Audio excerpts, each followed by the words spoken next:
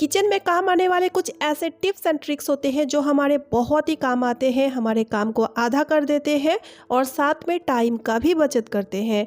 Hello everyone and welcome back to my channel. कैसे हो आप सभी लोग? आई होप कि आप सब बहुत अच्छे होंगे। तो चलिए आज का वीडियो शुरू करते हैं। आज का मेरा पहला टिप है सेलो टेप को लेके। जब हम टेप यूज़ करते हैं किसी भी चीज़ में, जब हमें टेप लगाना होता है तो हम लगा लेते हैं, उसके बाद सेलो टेप को हम कुछ इस तरह से रख देते हैं, ठीक है।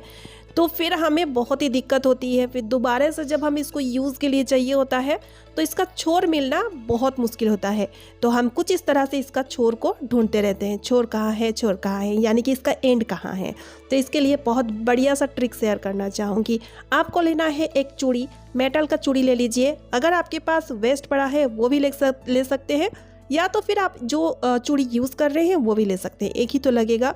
बस आपको करना क्या है, देखिए टेप का जो एंड है, एंड में इस तरह से चूड़ी को आप फंसा के रख दीजिए। यानी कि टेप जब यूज़ करना हो जाएगा फिर उसके बाद चूड़ी को इस तरह से फंसा के रख दीजिए।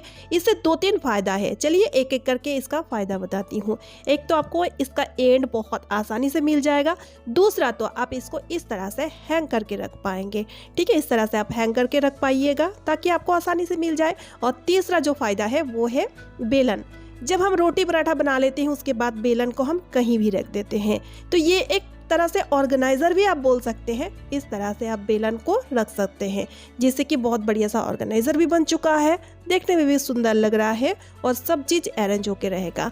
आई होप कि ये टिप आपको अच्छी लगी है और इसके लिए एक लाइक तो आप ज़रूर कीजिएगा। अब बढ़ते हैं अगला टिप की तरफ। कई बार ऐसा होता है कि रिमोट का बैटरी, सिर्फ रिमोट का नहीं, घड़ी का बैटरी भी हो सकता है, अचानक से ख़त्म हो चुका है, यानी कि एकदम से ख़त्म होने पे आया है और ये चल नहीं रहा है। तो उस टाइम हम क्या करें, क्योंकि अचानक सा मार्केट जाके ख़रीद के लेके आना भी पॉसिबल नहीं है। तो इसके लिए एक छोटा सा ट्रिक है। आप ले लीजिए एल्युमिनियम फॉयल। जी हाँ, एल्युमिनियम फॉयल ले लीजिए और उसको इस तरह से फोल्ड कर लीजिए, छोटा सा फोल्ड कीजिएगा उसका, ठीक है। और बस इस फोल्ड किया हुआ फॉयल पेपर को आप इस तरह से डाल दीजिए। उसके बाद अब बैटरी को सेट कर दीजिए। इससे होगा ये कि बैटरी जो है वो बहुत ही बढ़िया तरीके से चलने लगेगा। आराम से 2-3 दिन इस तरह से बैटरी चलेगा। उम्मीद है ये टिप आपको अच्छी लगी है। मेरा कुछ व्यूअर्स ने मुझे कमेंट करके पूछे हैं कि दी, रोटी को हम लंबे टाइम तक नरम कैसे बनाए रखें, खास करके इस सर्दियों के मौसम में। तो इसके लिए बहुत बढ़िया ट्रिक है। देखिए फ्रेंड्स, कुछ काम तो हम करते हैं अच्छी तरीके से, हमें वो काम आता है, लेकिन वो काम परफेक्ट तरीके से नहीं हो रहा है। लेकिन अगर हमें कुछ टिप्स एंड ट्रिक्स पता हो तो वो काम देखना बहुत ही जल्दी और परफेक्ट तरीके से हो जाएगा। तो जब भी आप रोटी के लिए आटा गूंदे, यानी कि रोटी वाला जो आटा आप गूंदेंगे, उससे पहले आप एक चुटकी नमक, यानी कि स्वाद अनुसार नमक भी आप डाल सकते हैं, नमक डाल के फिर आप आटा को गूंदे। ऐसा करने से आप देखेंगे आपका रोटी जो है वो लंबे टाइम तक नरम बना रहेगा। मेरी जो अगली टिप है वो है मिक्सचर को लेके।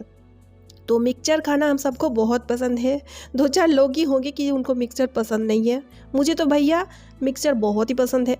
तो होता क्या है, मिक्सचर जब हम कंटेनर में रखते हैं तो किसी भी रीज़न की वजह से हो सकता है, चाहे वो कंटेनर का जो लीड है उसको हम अच्छे से बंद नहीं किए हैं, या तो फिर दूसरे रीजन की वजह से मिक्सचर जो है वो सॉगी हो चुका है। इसके लिए बहुत बढ़िया ट्रिक है, आपको फेंकना नहीं चाहिए मिक्सचर को। अब क्या कीजिए, तवा ले लीजिए, पैन ले लीजिए, कुछ भी ले लीजिए, और उसके बाद आप धीमी आंच में इस तरह से आप मिक्सचर को चलाते हुए गर्म कर लीजिए। याद रखिएगा फ्लेम को आप लो रखेंगे, लो फ्लेम में इस काम को करना है, ठीक है। तो आप देखेंगे 1 मिनट के अंदर मिक्सचर बहुत ही ज़्यादा क्रिस्पी हो जाएगा, यानी कि क्रंची हो जाएगा। चलिए मैं आपको दिखाती हूँ।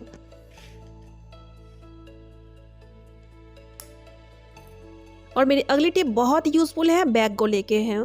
लेदर का बैग जब हम यूज़ करते हैं तो लेदर वाली बैग जब गंदा हो जाता है तो इसको हम नहीं धोते हैं, क्योंकि लेदर वाली बैग को अगर धोएंगे तो ये ख़राब हो जाएगा और इसको यूज़ करते करते ये तो गंदा होगा, इसका पॉलिश भी गायब हो जाएगा। तो इसके लिए बहुत बढ़िया ट्रिक है, आपको लेना है वैसलीन।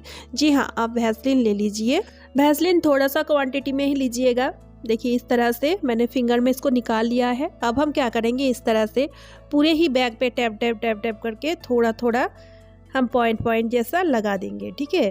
अब हम ले लेंगे कॉटन, यानी कि रुई ले लीजिए, टिश्यू पेपर ले लीजिए, जो भी आपके पास है आप ले लीजिए, और बस इस तरह से हल्के हाथों से रब कर लीजिए।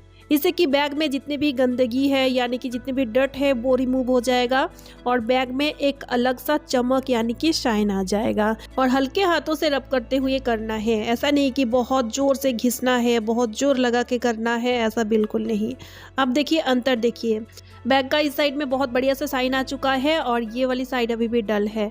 तो चलिए इसको भी सेम इसी तरह से कर लेते हैं। बहुत ही आसान है और बहुत ही इजी तरीका है। तो गाइस देखिए इस तरह से हमने कर लिए हैं, इससे कि बैग का जो गंदगी है वो भी रिमूव हो चुका है और बैग में बहुत बढ़िया शाइन भी आ चुका है। और मेरी ये वाली टिप बहुत ही यूज़फुल है, आपका बहुत ही ज़्यादा काम आएगा, बिलीव मी फ्रेंड्स। तो वीडियो को ध्यान से देखें।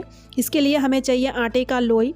लोई हमें थोड़ा सा मोटा चाहिए क्योंकि एक छोटा सा रोटी, हम लोग तो रोट बोलते हैं, तो छोटा सा मोटा एक रोटी बनाएंगे। और ध्यान रखिएगा इस रोटी को बनाते टाइम हमें इसको बेलना नहीं है, यानी कि इसको हम बेल के तैयार नहीं करेंगे। हाथों की मदद से इस तरह से दबाते हुए इसको हमें तैयार करना है।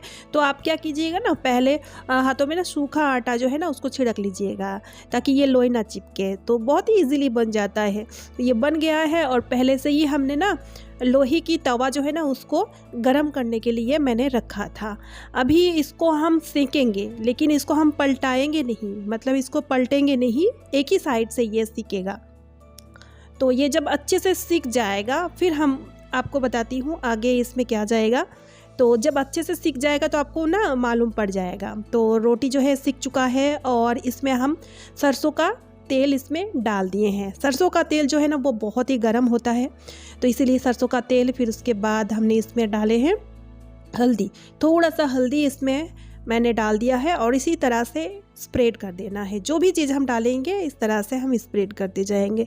फिर हमने डाले हैं थोड़ा सा नमक। और फ्रेंड्स नमक हो या तो फिर सरसों का तेल या तो फिर रोटी, तीनों का ही तासीर बहुत ही गर्म होता है, जिस वजह से ये रेमेडी बहुत ही कारगर है।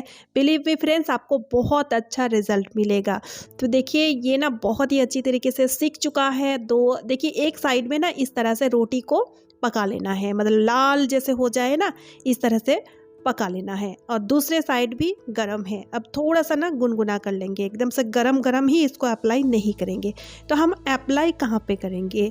तो कई बार क्या होता है फ्रेंड्स, मोच आता है, चाहे वो हाथों में हो या घुटनों में या तो फिर कंधों में या तो फिर पैर में, कहीं भी अगर आपको चोट आए। कई बार होता है ना कि मोच आया है लेकिन बहुत ही माइनर सा मोच है, तो जब हम डॉक्टर के पास जाते हैं तो उसका कुछ इलाज नहीं होता है, पट्टी वगैरह डॉक्टर नहीं बांधते हैं। तो उस केस में ये रेमेडी बहुत ही ज़्यादा काम आएगा। तो आपको लगाना कैसे है? जहाँ पे चोट आया है यानी कि मोच या तो फिर अंदरूनी सूजन जो भी है, वहाँ पे इस तरह से आप रोटी को रख दीजिए। उसके बाद अब चाहे तो पट्टी से या तो फिर साड़ी का किसी भी फॉल से या कॉटन के कपड़े से इस तरह से अच्छे से आप बांध दीजिए, ठीक है। तो इससे क्या होगा कि एक जगह में वो फिक्स रहेगा। और इसको पूरे रात के लिए आप छोड़ दीजिए, यानी कि ओवरनाइट के लिए छोड़ेंगे तो आपको बहुत अच्छा रिजल्ट मिलेगा।